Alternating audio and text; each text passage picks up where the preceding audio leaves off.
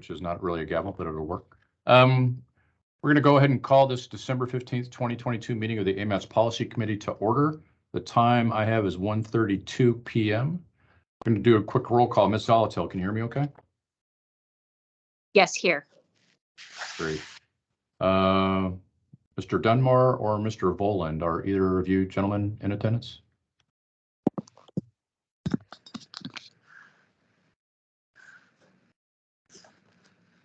Okay, I don't hear them. Mr. Trombley, are you online?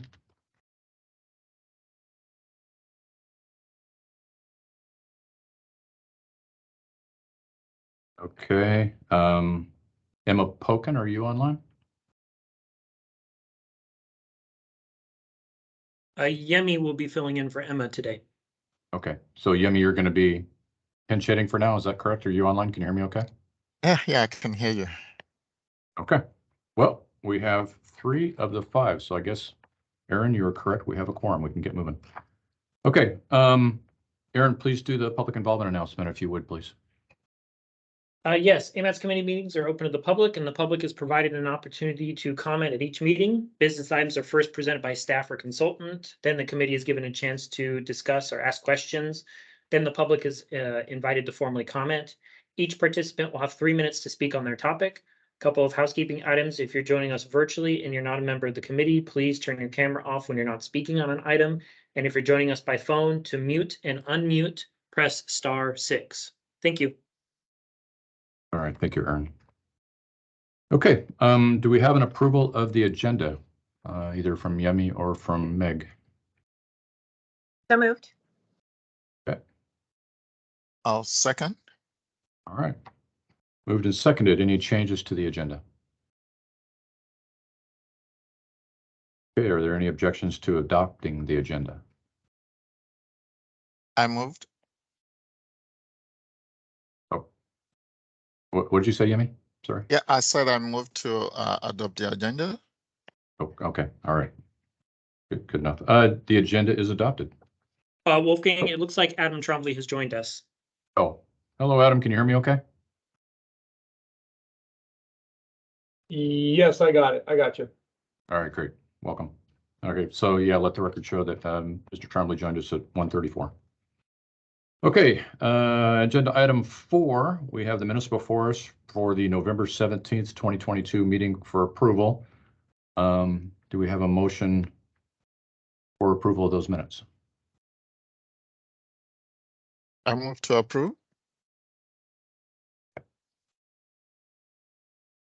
Get a second?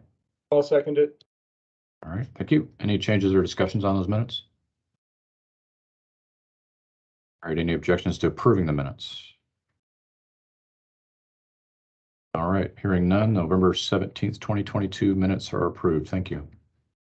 All right, let's move into the action items where all the real good stuff happens, right, Aaron? That's correct. Okay, action item 5A, vision, eval, metrics, and direction. Aaron, will you be telling us about this one? I actually will not. It will be the project manager for the MTP, Chelsea Ward-Waller, and consultants. All right, Chelsea, you're on. Go ahead. Thank you so much. Good afternoon, everybody. So Vision Eval is a scenario planning process that we are using as part of the MTP update for 2050. And basically, it's helping us guide what's coming next, which will be the draft alternatives, and basically allowing us to look at a lot of different options all at once in a much more feasible manner than the travel demand model allows us to do. So we've presented this to the Technical Advisory Committee and they have approved it. That actually happened in November. You might remember this was on the Policy Committee's agenda for November as well, and wasn't able to get to it, but we're back again. And so we're just asking for your approval on the scenario planning thus far, so that we can move forward with the results and move into the draft alternatives part of the process. And with that, I will pass it over to Jeff Bukonja, who from RSG, who is RSG is helping us with the scenario planning. They're the experts on Vision Eval. Thank you. All right, if we could just pause for a minute. Daniel, I see you there. Good morning. Can you hear me okay? All right, great. Let's let the record show that Mr. Boland joined us at 1:35 p.m. Sorry for the interruption. Go ahead. No problem. Hey, Wolfgang, Thank I'm here as well. Oh, and Emma Pocan joined us as well at 1:36 p.m. Thank you, Emma. Again, sorry to interrupt. Please go ahead. No problem. As Chelsea said, thank you for that introduction. I'm Jeff Fracanja, the forecasting task lead for your MTP update on the consultant team, which includes R&M. I want to thank the AMAT staff, the committee members, and the TAC members. You may recall that you saw us back in September on this topic, and I'll be going over a brief amount of background. Quick sound check. Can I be heard okay in the room? Yeah, we can hear you fine. Thank you. Okay, great. Just to be crystal clear, to reiterate what Chelsea said, you saw a preliminary round of the Vision Eval strategic modeling in September with the purpose of helping you to choose the draft alternatives that will proceed into further analysis in your MTP update process. So at this point in time, the TAC has recommended the formulation of the draft alternatives based on the Vision Eval analysis. And today's agenda item for you is to please give staff and the consultant team guidance on proceeding with the MTP alternatives analysis. So if you recall, this is part of your overall MTP update process to get to the new 2050 MTP based on a series of discussions that you've been party to over a considerable amount of time. You've engaged stakeholders, you have goals that you've adopted, you have performance measures that you have crafted, and we are getting to the point now, as the chair said, of the fun work where we are about to analyze fairly detailed plan alternatives in a configuration that I'll lay out for you in a minute, using the regional travel model to provide more detailed performance metrics that will come back to you to support your ultimate decision of what the final preferred plan will contain in the way of investments, policies, and actions for the future. So we're at a point in the process now where your guidance is going to really shape the options that will eventually become the preferred alternative in the plan. We did 2 rounds of strategic modeling or Vision Eval modeling. You saw the first round in the joint work session in September. So based on that, and then a second round of further analysis that your September comments shaped, the consultant team and staff went back to the Vision Eval model and tested additional potential actions. I'm going to cut right to the chase now and go directly to the TAC recommendation to you. We do have lots of technical detail to support the recommendation with if you want to get into that material. In the end of November's analysis and discussion at the TAC then, the team jointly decided to recommend to you 4 different plan alternatives, and I have more details on these in a subsequent slide. But just to itemize them very briefly, there was a lot of discussion in September from yourselves and other stakeholders about the desire to test a different land use scenario in the future. And so that became one of the additional factors that we tested, along with some additional actions on parking, pricing, and an additional mix of actions. And so the result was that 4 plan alternatives, which consist of a mix of policies, investments, capital investments, transit service, and the like, came to the top. And we've labeled them with it's a boldface type here just for convenient reference. These are not meant to be value judgments or anything of significance. They're just labels. There was a lot of interest in minimizing greenhouse gas and general pollutant emissions and environmental protections. So there's a transportation mix of investments that would achieve that. There's also a separate transportation mix of investments that might be labeled, it achieves something on all of your goals. As you will recall, you have economic development goals, you have mobility and accessibility goals, you have equity goals, and things like that. So there are essentially 2 different transportation sets of ingredients.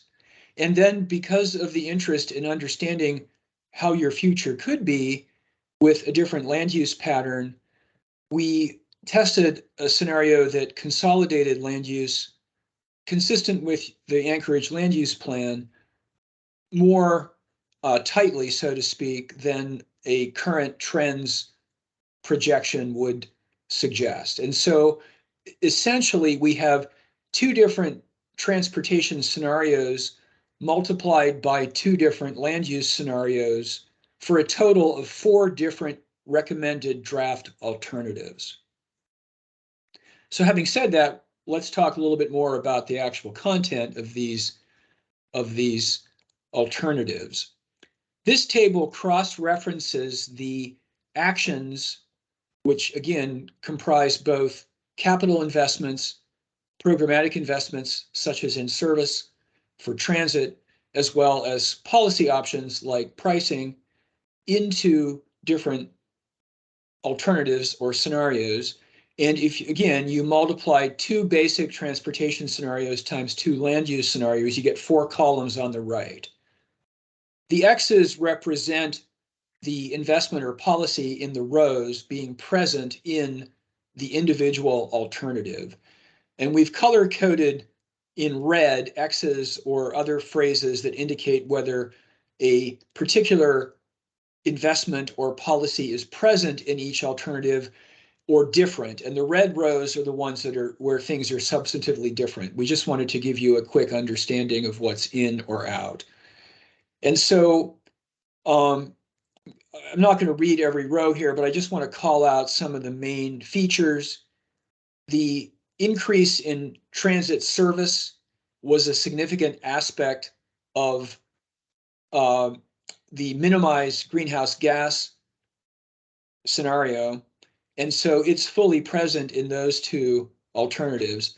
It would not be present to that extent. There would be additional transit service, but not as much in the something for all goals alternatives.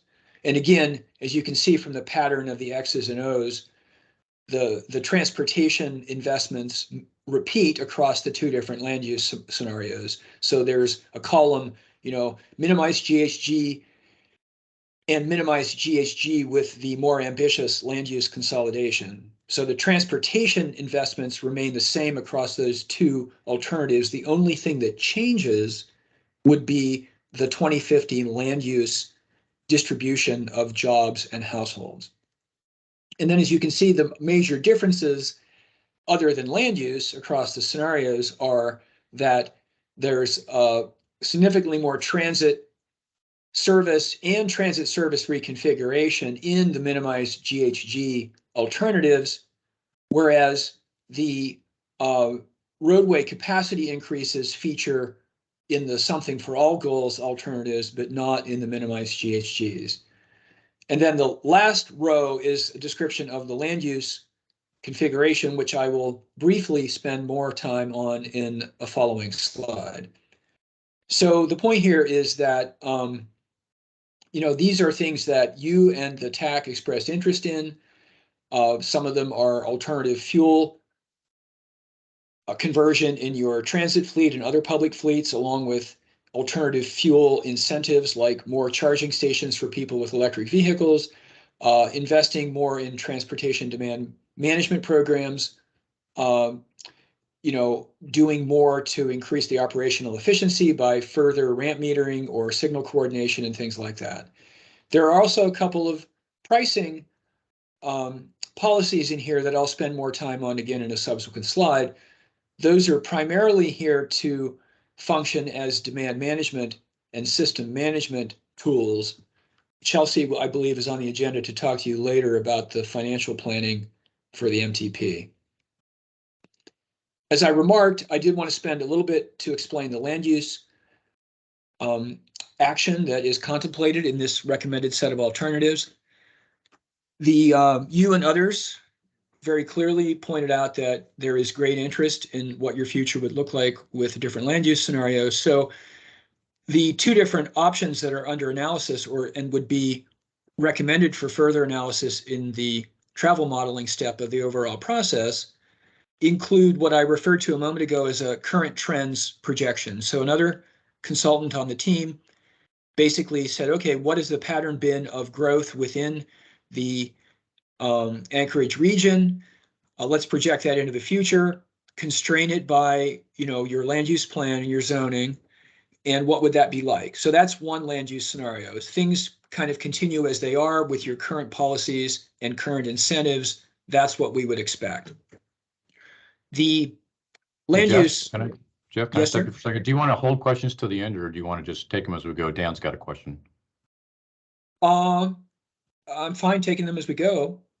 Okay, Dan, I'm you also do. fine waiting, as long as we can go back to that previous table at some point. I have a question on that. Oh, okay. Why don't we do that? Why don't we hold them to the end, and Jeff, we'll just let you finish up your spiel there.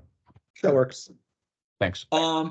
And so I was describing what I referred to as a more consolidated land use future. The main ingredient there is to take your land use plan, and in places that clearly prioritize high density, for example, the urban residential high density areas that are in dark brown on this map, the high density commercial areas, the UMed district, we basically placed the growth increment, in other words, new households and new jobs beyond the current year that we expect to be in the region by 2050, we concentrated them more densely in those areas that your plan already called out. So this would, in the real world, be achieved perhaps by additional incentives and additional policies to realize the vision that the plan already lays out, and achieve more densely concentrated households and jobs in fewer areas throughout the Anchorage Bowl, but also the entire modeled region, which does include Chugach, Eagle River, and the Matsu. Just a few notes on what to expect as the alternatives analysis proceeds in your planning process. The travel model is not sensitive to all the elements of your plan.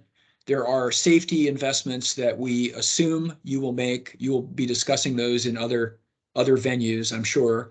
There are also maintenance and preservation investments that this analysis assumes you will make to sustain the viability of the transit system and the roadways and the signalization and everything else that sustains the system. The pricing actions, as I mentioned, are in this analysis largely because of their behavioral outcomes in terms of how people travel and whether they reduce road travel in favor of transit or walking and biking. But those, if they were to be in your future, would create additional revenues that could pay for things like safety and maintenance. Having said that, it's also true that you are very interested in achieving a more equitable future. That's one of your major goals. If you were to contemplate pricing tactics in your future, the analysis to date suggests that some mitigating actions would be necessary for your low income populations and other historically underserved communities. Plenty of regions have examples of how that can be done. And so I just wanted to point that out in all transparency.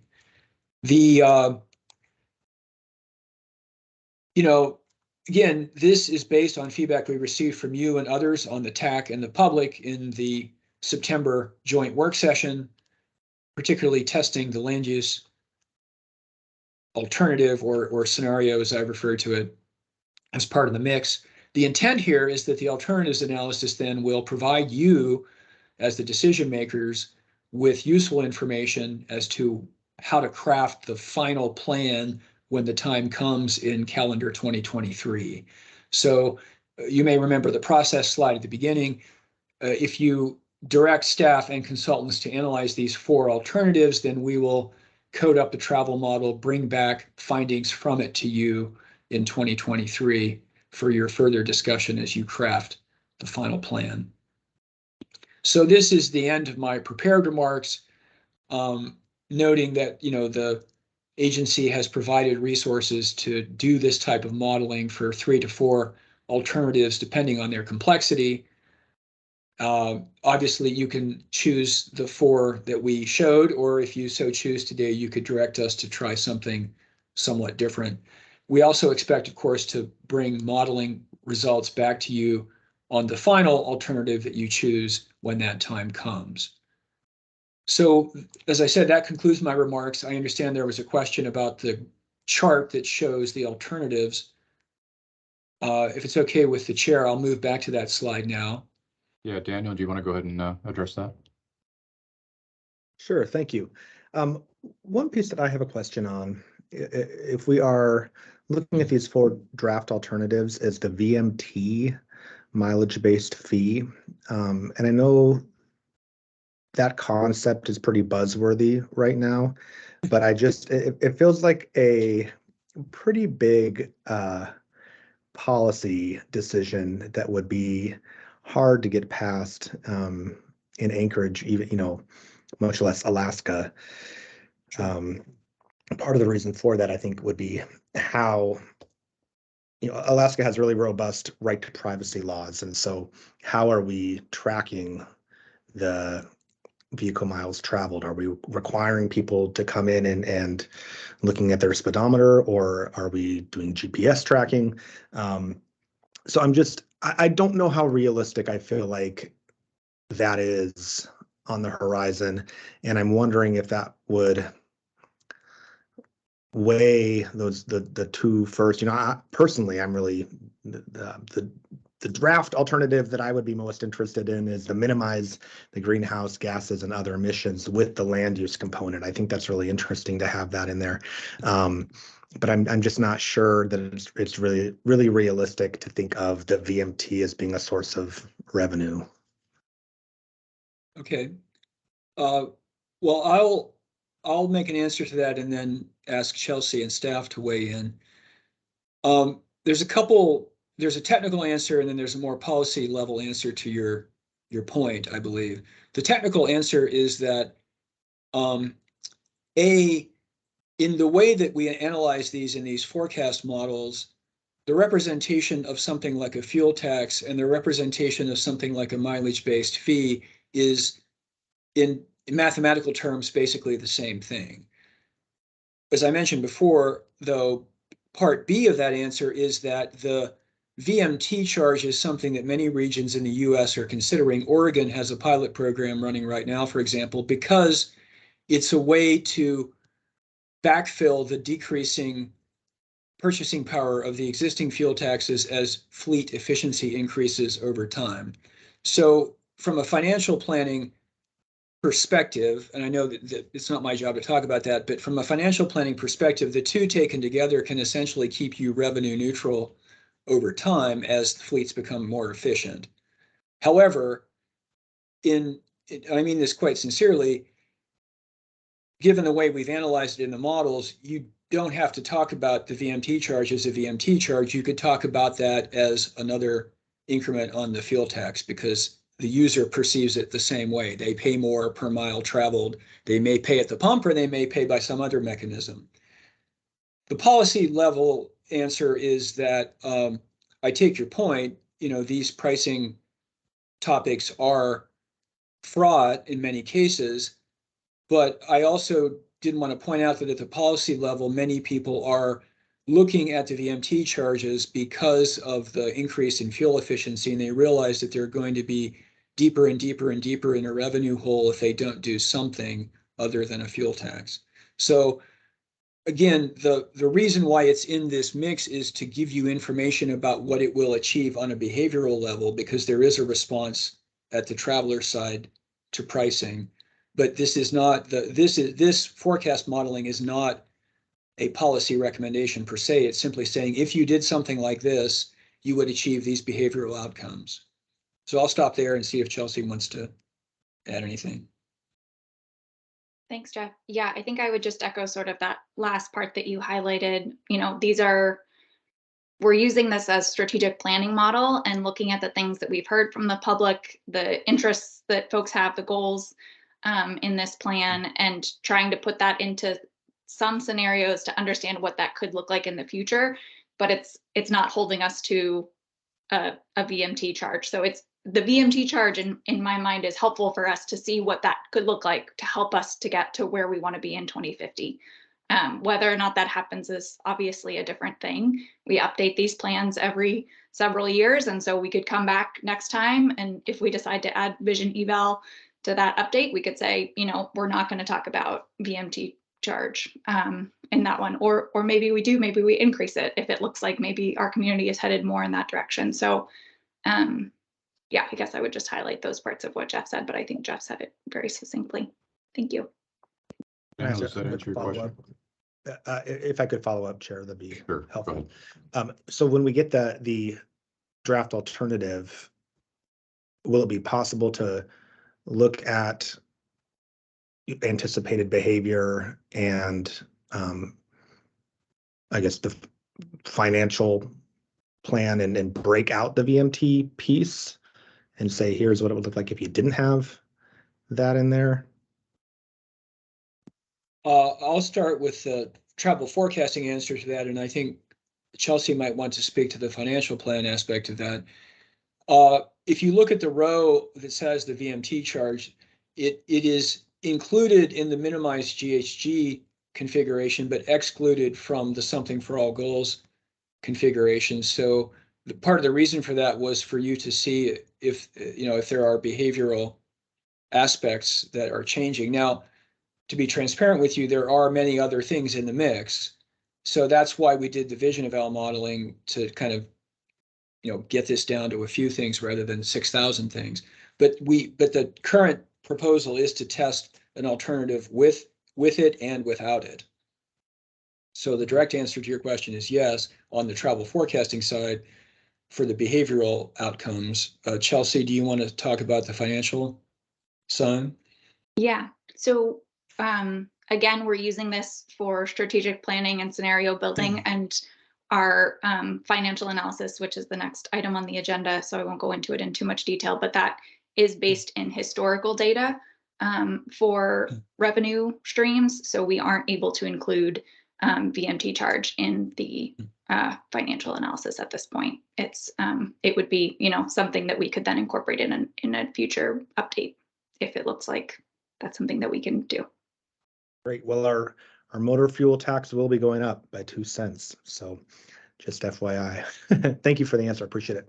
And if I could just add one more thing. The reason I made the statement about how the model actually incorporates these charges is that I've seen other regions, in terms of how you communicate about this with your stakeholders, and this is entirely legitimate, simply say that this alternative tested something that imposed X number of cents per mile additional charge beyond our current mix. If you prefer not to talk about it as a fuel tax or a VMT tax, then you don't have to do that. We can, as long as, in my recommendation, as long as you're transparent that the alternatives analysis includes what equates to a per mile charge of X, then you have the ability to think about the policy tools by which you might achieve that in the future. And there are different ways to do that, frankly. So I just want to point out that there's the substance of the behavioral effect, and then there's different ways to achieve that and talk about achieving that, if that's of any help to you. Thank you, Jeff. Megan, did you have a question on this subject? They covered it in the discussion with Daniel. Thank you. Oh, okay, great. Any other questions from the committee on this particular subject? Okay, hearing none. Are there any comments from the public? Please remember, you've got 3 minutes to speak and identify yourself as you speak. Nancy Pease, go ahead, please. Yes, thank you for that presentation. I would just like to echo the last comments which are, if there is a desired goal, such as making sure to assess miles traveled, since the fuel tax will no longer do that effectively, we could be open to different ways to do that. The other point I wanted to make is that the names of the two different scenarios might be a little bit slanted. And I'm wondering if there might be a better name for I don't have it right in front of me, but something to deliver upon all goals.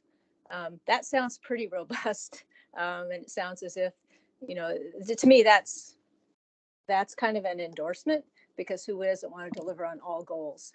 And in reality, an alternative that emphasizes greenhouse gas reduction, it also delivers on all goals.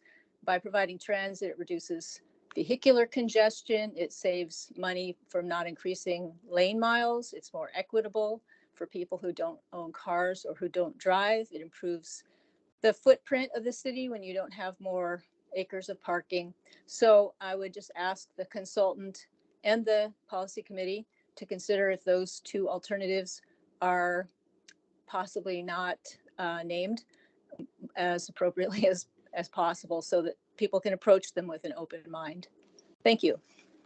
Thank you, Nancy. I appreciate it. And Cheryl Richardson, I think I saw your hand up next. Go ahead.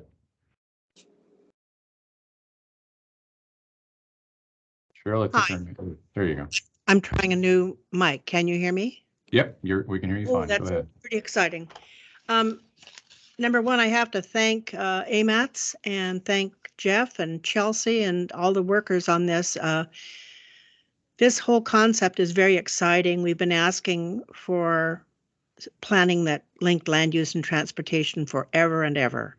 And we're finally seeing a whole lot of that come true with this process.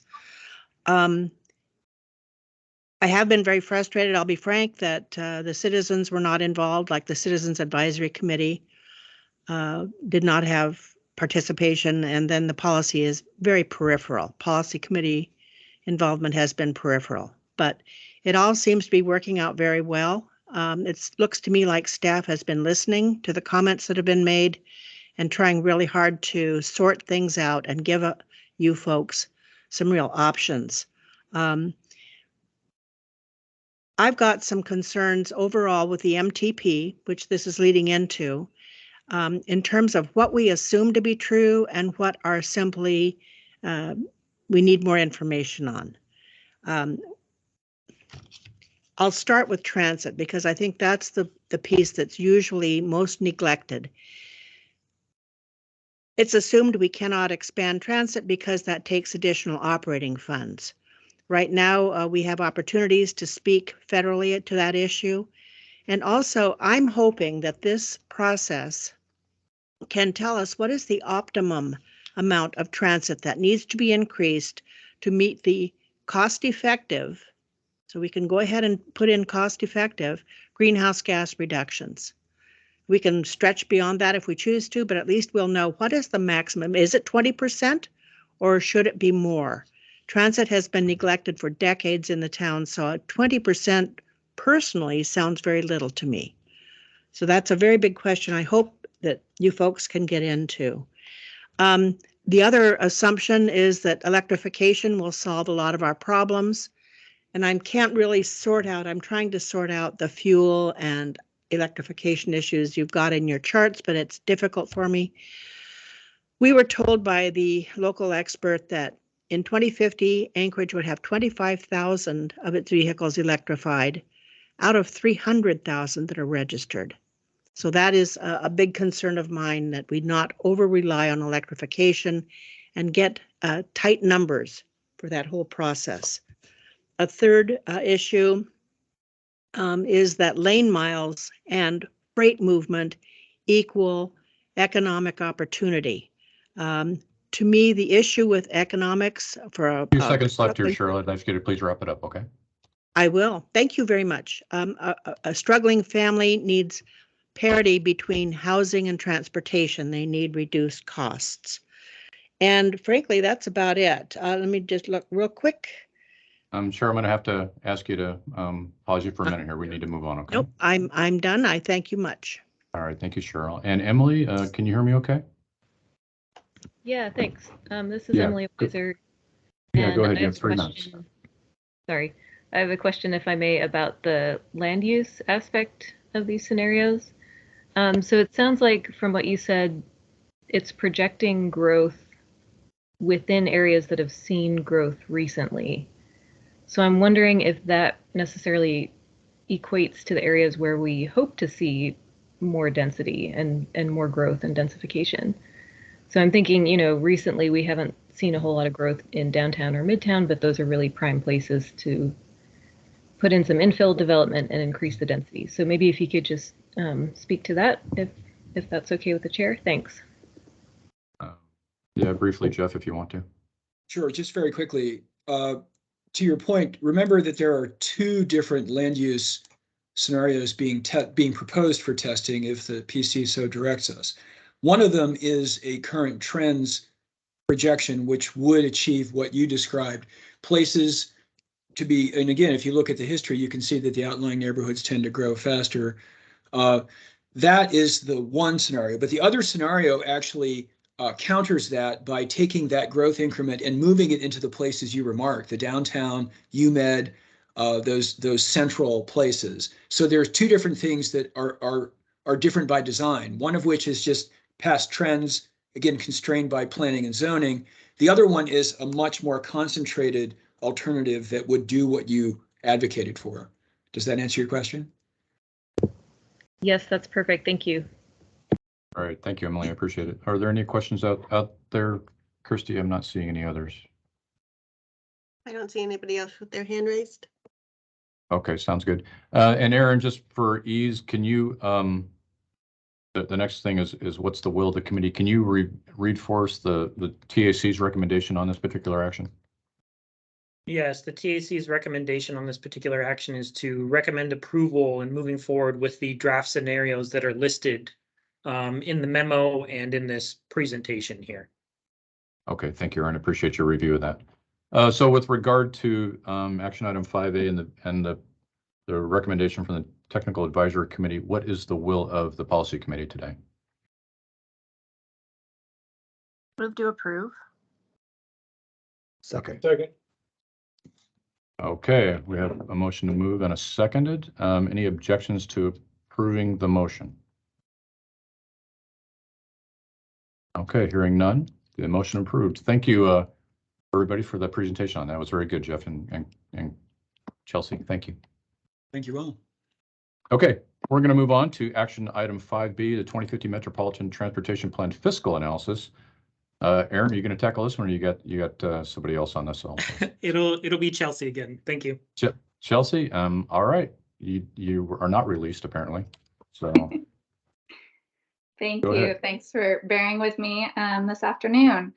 So as was hinted in the Vision Eval presentation, we are now coming before you with the financial analysis next step for the MTP, and we're looking for your feedback and approval on the recommendation that was provided by the Technical Advisory Committee. So as you may be aware, the Metropolitan Transportation Plan has to be financially constrained. And so we have put together, for the Technical Advisory Committee, we put together a high and a low scenario, given that our revenue streams are a little bit all over the place. On the one hand, we've got the Infrastructure Investment and Jobs Act funding coming through. But on the other end, we have inflation that's going through the roof here right now. And so based on that, we put together a high and a low scenario for the Technical Advisory Committee. They reviewed that on December 1st, and they recommended the low scenario to move forward with. So to be more conservative on the financial end of things for revenues.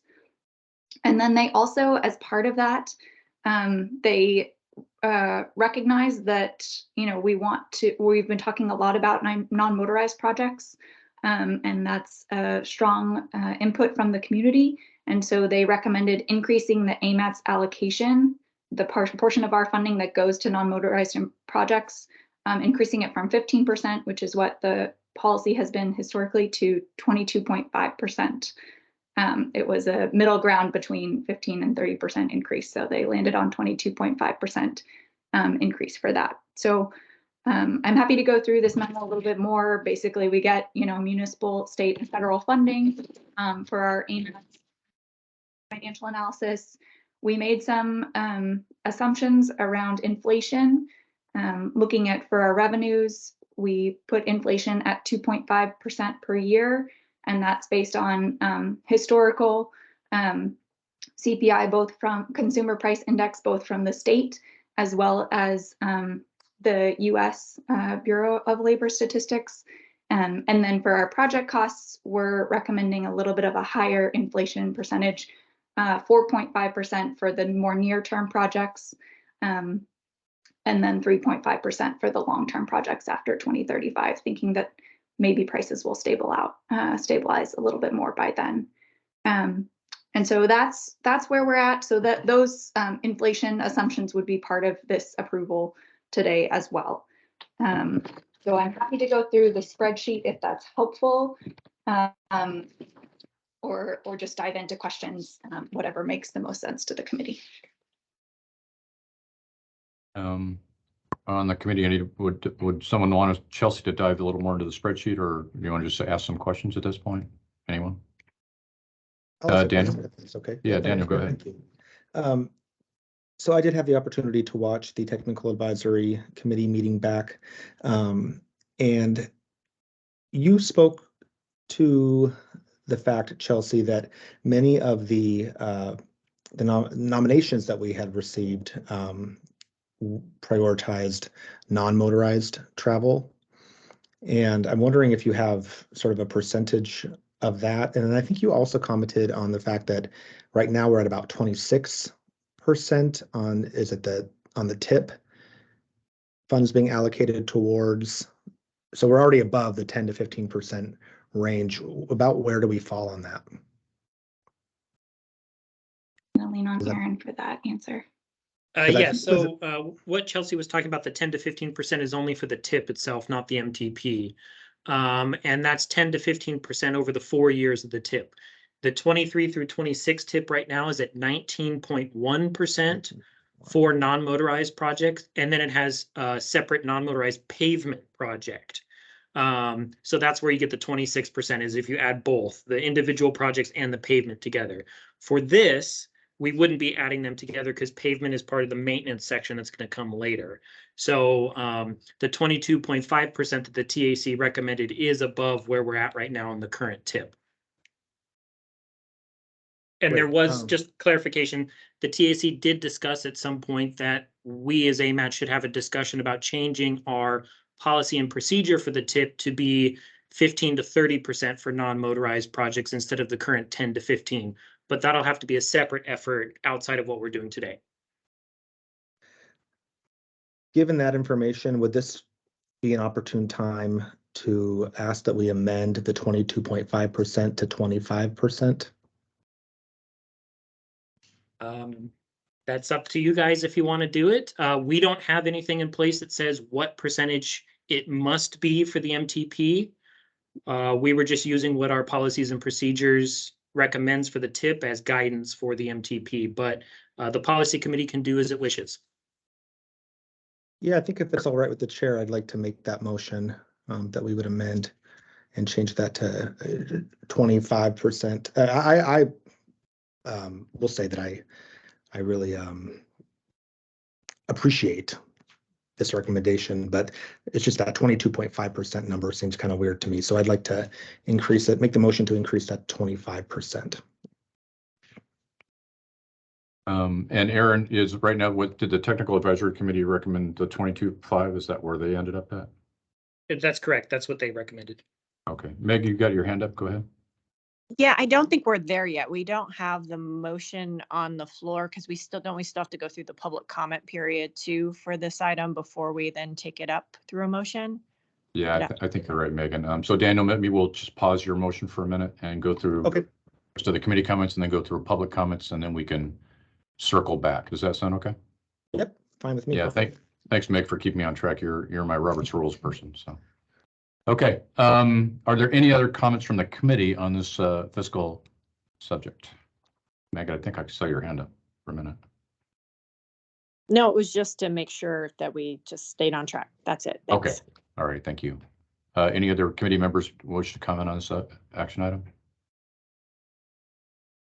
Okay, hearing none. Are there any comments from the public? Please, again, say your name and 3 minutes to speak if you wish to.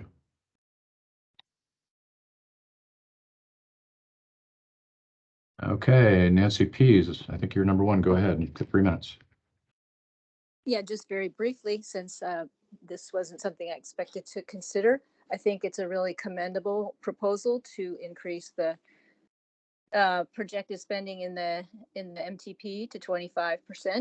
It gives a better picture of what the public has been asking for. And non-motorized projects, whether they're pathways or bus stops, they're critical to making transit work. Transit doesn't get you door to door. You will have some amount of walking and waiting at either end. So if transit is going to be an important component of our future MTP, then additional spending on the non-motorized part of the network absolutely makes sense. It's necessary to make transit work. And again, it will speak or increase a lot of the other goals we're working towards: equity, better, denser land use pattern, safety, and public health. So I think you should be bold, and this is the direction the public wants to move. It's the way other cities are moving. Let's go for it. Thank you. Thank you, Nancy. I appreciate it. And let's see, Cheryl, I think you're next, maybe? Hi, let's try this mic again. I really appreciate the intent to go to 25%. I think one of the issues, I would feel more comfortable if we had some clue as to what kind of investments are needed to shift those people out of drive-alone automobiles into walk, bike, and transit. We need that local transportation planner, and we also need a best practices survey of other cities that have made that shift. Thinking about Portland, what kind of money have they put into their non-motorized units, and how did they target it? I just don't see that kind of information being readily available to you folks as you spend the money, and I thank you for your intentions. All right, thank you, Cheryl. I appreciate your comment. And Emily, you're up, hands up again. Yeah, thanks. This is Emily Weiser again. Also speaking in support of bumping that up just a little bit to 25%. It is a nice round number. Also, if I remember correctly, I think at the TAC meeting, Chelsea or Aaron, please correct me if I'm wrong, but I think it was noted that there were twice as many nominations for non-motorized projects as motorized projects for the MTP 2050. So this would really help support what the public's been asking for, as well as all of our policy goals to increase biking and walking. So yeah, thanks for your consideration. Thank you, Emily. Appreciate it. Any other comments out there, Christina? There's just one in the chat from James Starzak. Says if he recalls correctly, the 22.5 figure came from the median of the 15 to 30% range that the TAC suggested as the new AMATS policy. Okay, thank you. Thank you, James. Appreciate that. So we had a range. The policy ended up at 22.5, but there is a range there. All right, so Meg, help me out here. We have a main motion on the floor, and that's the recommendation from the policy committee. We need to vote on that first. Is that correct? No, I would move to approve this item. That would be your main motion if I get a second. Okay, so do I have a motion to approve this item as stated? So moved. Okay, Second. do I have a second? And Daniel, you're the second. Okay, great. Let's see. All right. Move to second. Are there any objections to approving the motion or any motions to amend?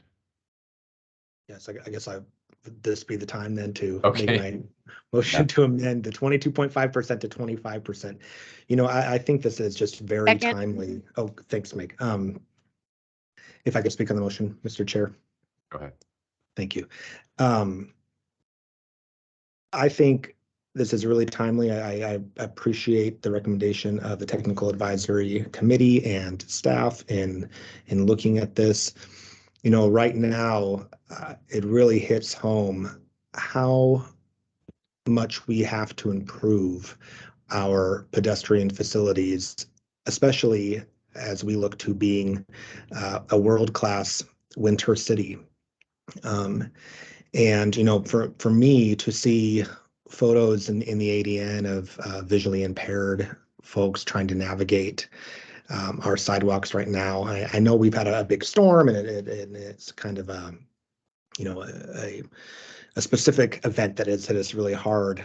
I just think we have a long way to go. And, my other hat, and when I'm not an assembly member, is that I'm a vision care provider, right? I'm an optometrist. And so I have a lot of patients that are visually impaired that depend on non-motorized travel and on public transit, and they don't have the ability to drive. And I think we have a long way to go in terms of making our city more accessible to folks with mobility disabilities. And so for my part, I would just appreciate if we could be a little bit more aggressive, bump it up to 25%. I agree, it's a nice round number. Thank you. Okay, thank you, Daniel. Meg, go ahead. Thank you, Mr. Chair. So I will just be brief, but I would say that if we are interested in centering equity in the MTP and moving forward in a way that centers equity, non-motorized investments are going to have to be where it's at for a lot of the reasons Daniel said. And if we are making smart non-motorized investments, I think those non-motorized investments will, for once, hopefully have the opposite effect and hopefully influence land use policy as we move through, the next, decade or so. Thanks. Okay. Any other discussion on the motion on the floor right now? Yeah, Mr. Chairman, Adam here. Yes, Adam, go ahead. Yeah, so one of the questions I always ask when we change stuff, it's just kind of a standard thing I do, is there any, what does bumping it do? Does it affect any current projects we have? Does it have any, I always ask, what's the collateral component to this? That's a good question. Aaron, can you answer that question at all? Yes, so for the MTP, it basically means that we're shifting money from roadway only projects to non-motorized projects. So less will be available for roadway specific projects and more will be available for non-motorized specific projects. So it's kind of just balancing the scales or shifting things around a little. It will not impact existing projects that are underway right now.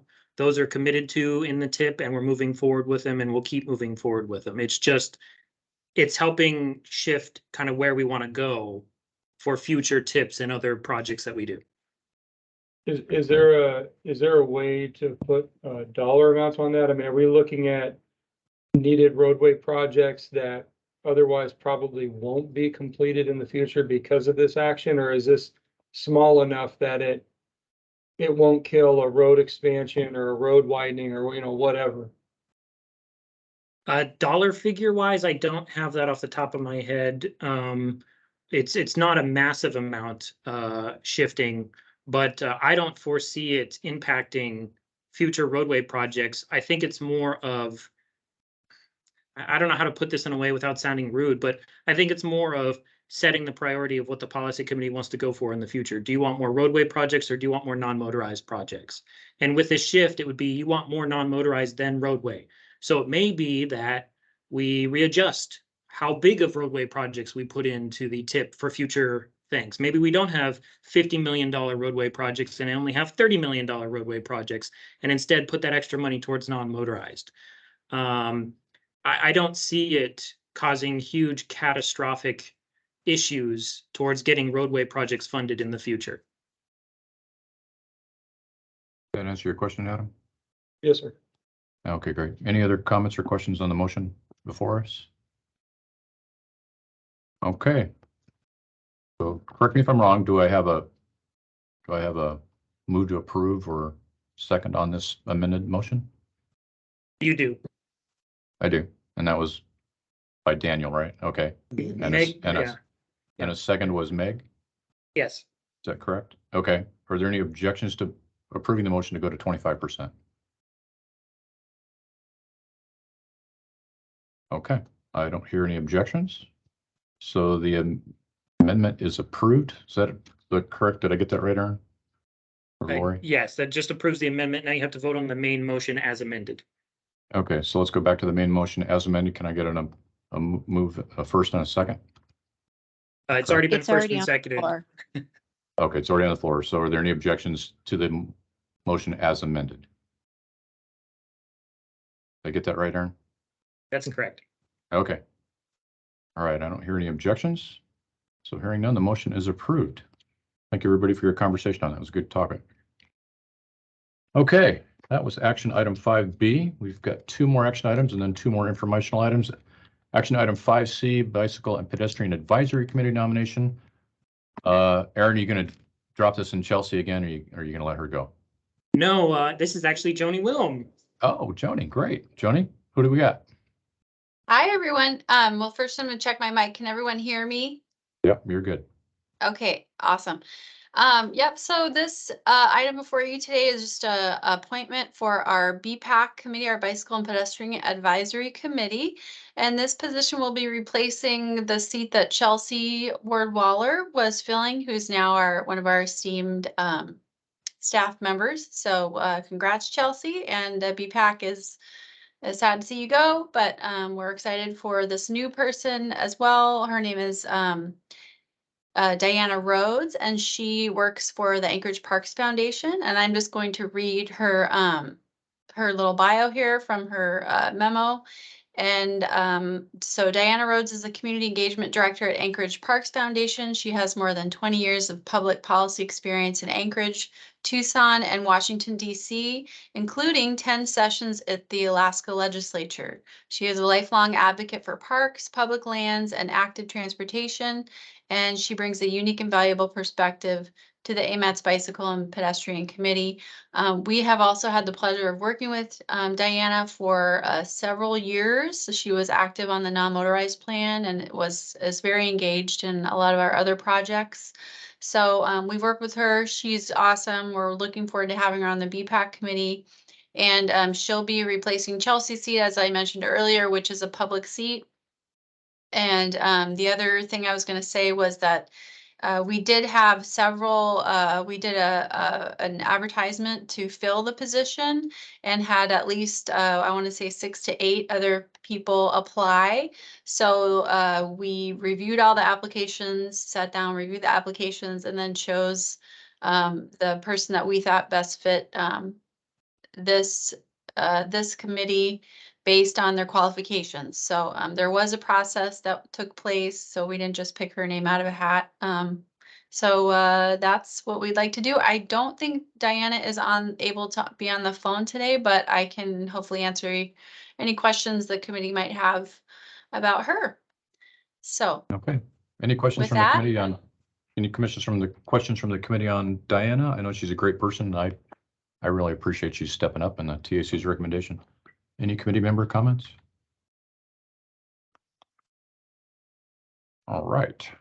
Okay. Any comments from the public on this nomination? All right. Christine, I don't see any unless you see some. No, I don't see any. Okay. For the nomination of Diana Rhodes to the BPAC, what's the will of the committee? Move to approve. Second. Okay. Moved and seconded. All right. Are there any objections to approving this appointment? All right. Hearing none. The appointment is approved. Thank you, Joni. I appreciate it. great. Thank you. Okay. One more action item. Action item 5D, Bridge and Pavement Targets DOT PF memo. Aaron, is that you? This will be me. Finally. Okay. I know. I know.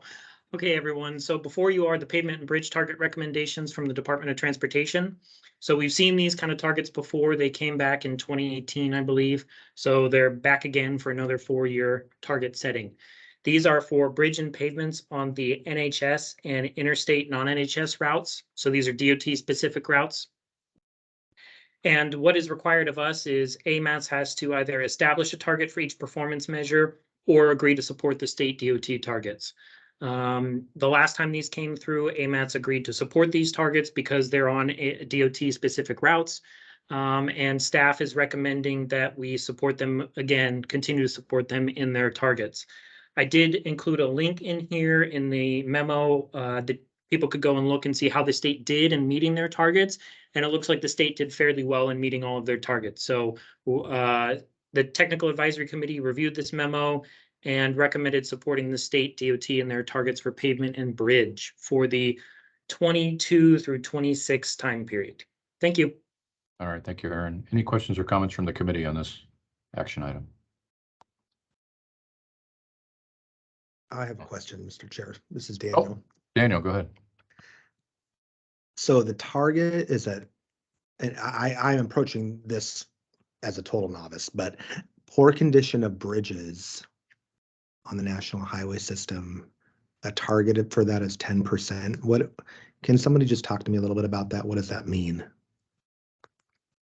Aaron? Yeah, I'm hoping somebody from DOT can step in and kind of talk about these a little more. For James. Todd or James? Yeah. Either one. James, can you talk to that, or Todd? You? I hope I'm not driving over one of those 10% bridges.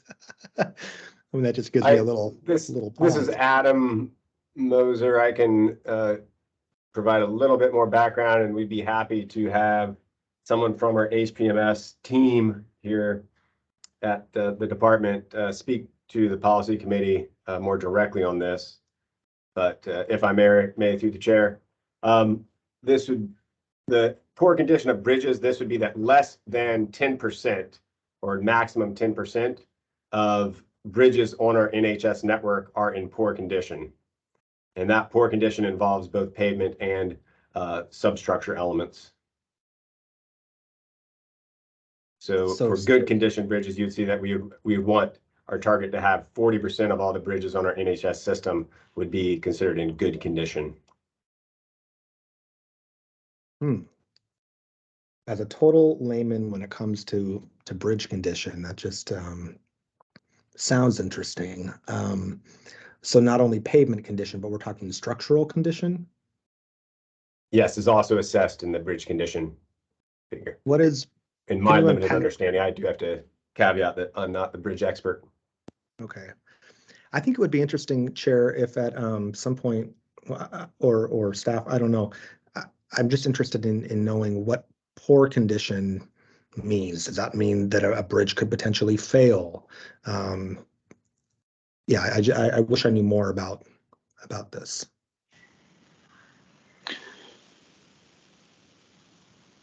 Okay, yeah, Daniel, maybe we can look into getting somebody that would be a little more knowledgeable, provide some information for you on that. Sean, did you want to speak? Sure, I can throw a crack at some additional information if you'd like. Sure, go ahead. Sure. So when we're looking at our bridge rating system, like they mentioned, it covers substructure. You know, so let's just say the piles that are supporting the bridges, as well as the deck structure and a bunch of other things. But in the end, you know, the Department of Transportation goes out and inspects all bridges, whether or not they are state owned or not, every 2 years, that the public is driving over. And so if it is found that a bridge is so structurally deficient that we need to put in different measures, we do so. So a few years ago on the Seward Highway, as an example, down towards Kenai Lake, we weight restricted and only allowed traffic to go over it on one lane, basically. And so there's different measures that we would take to make sure that, you know, the public is safe traveling over any of our bridges. And so our goal is to make sure that we don't have that occurring, but we do have measures in place to make sure that things are safe. All right, thank you, Sean. Daniel, I don't know if that answers all your question. It's kind of a specialty item within DOT. We have an entire bridge section that does nothing but bridge things. So we're kind of generalists on the subject. Okay, no, I appreciate that explanation. Thank you. Yeah, no problem. Any other questions from the committee on these targets? Okay, any questions or comments from the public on these targets? There we go. Nancy, go ahead. Yes, I would encourage the policy committee to look into this further. The link provided as to how DOT performed on its targets actually took me to Alabama, and I noticed that Alabama has a target of 70% of its interstates in good repair, whereas our DOT set a target of 20%. Likewise, Alabama, for their non-highway roads, they set a target of, I think it was 40%, and ours is 15%. So that's sort of a comparison I think is worth looking at. How did DOT arrive at such low targets or minimums? We're not technical people, but you know, if our spouse were picking movies and they're only good 15% of the time, or if we were going to a restaurant that someone else chose for us and it was only good 15% of the time, I don't think we would want to live with that level of low quality. So I hope that you will look into this further. One thing, of course, that handicaps Anchorage in establishing higher standards is that we don't have a local transportation planner or a long-range transportation plan. And this is another instance of where we are kind of at the mercy of what DOT is trying to do. AMATS is our default local transportation planning agency. I don't know if any MPOs anywhere else in the country are in that situation, but I think most Anchorage people, they pay attention to potholes just as they do to snow removal. And I think most Anchorage residents would ask that you, as the AMATs, aspire to something higher than 15 and 20% in good repair on roadways in Anchorage, the DOT in Anchorage. So thank you for your consideration of whether we can do better and should do better. Thank you, Nancy. Any other questions or comments from the public? Christine, do you see any? Not on this subject. Okay. All right. Well, with that, what is the will of the committee with regard to these targets?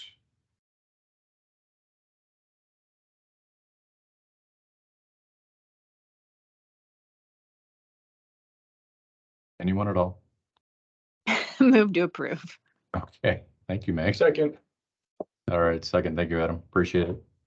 All right. Moved and seconded. Any objections to approving the motion? Hearing none, the motion is approved. Thank you, everyone. All right, Aaron, is that it for the action items?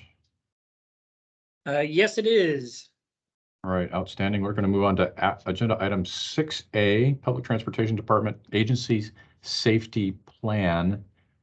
It's a lot of words, Aaron. Is that going to be you? Oh, it's going to be Jamie. Jamie, welcome. Go ahead. You're on. Get off mute. We've only been doing this for a few years now. Yeah, So, I know, right? Yeah. I am here today to give you an update. We have a new requirement through the FTA to draft a public transportation agency safety plan. So all subrecipients of federal funds are required to do this plan. So this is nothing new for anybody that is wondering why Anchorage. It's nationwide. So we are participating. And so the deadline for this plan is December 31st. It's getting ready to go to the Assembly on the 20th. It does require Assembly approval. And basically what this document does is it documents the agency's safety policies, any risk management types of activities, safety assurances, and safety promotion, basically within the department. And so it does require us to share this information with AMATS and with the state. So once we get the concurrence of the Assembly, we will be doing that, and then we will be submitting to the FTA.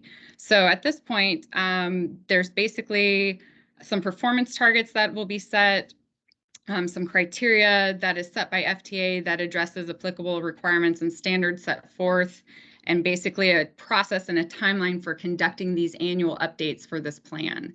So we will be coming back to you just like we do with our TAM plan, the Transportation Asset Management Plan now. We will be coming to you annually with this plan as well. So this is kind of your heads up that it's coming and that we will be providing you with the information shortly. Great, Amy. Thank you very much. Any questions for Jamie? We're going to blame this all on you, Daniel and Megan, when it's all over. So it's going through you guys first. So, okay. Any comments from the public on this one? All right. Well, Jamie, thank you very much for the information. You have a great day. Thank you. Okay. On to agenda item 6B, FFY22 fourth quarter obligation report. Aaron, it sounds like a numbers thing, and I know you're good at that. So Yes. tell us about that. Yes, sir. Thank you. This will be me. So just as a refresher for everyone, we do obligation reports for the TIP, basically saying how do we do in the quarter in terms of obligating our funds, so getting it ready for expenditures. Right before you is the fourth quarter obligation report for FY22, so the previous TIP that's already been completed. In the fourth quarter, we are required to be plus or minus 0%.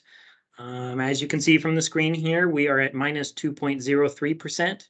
So that means about $707,000 were not obligated as part of our TIP for FY22. And I'll just do a quick walkthrough of what projects those were on.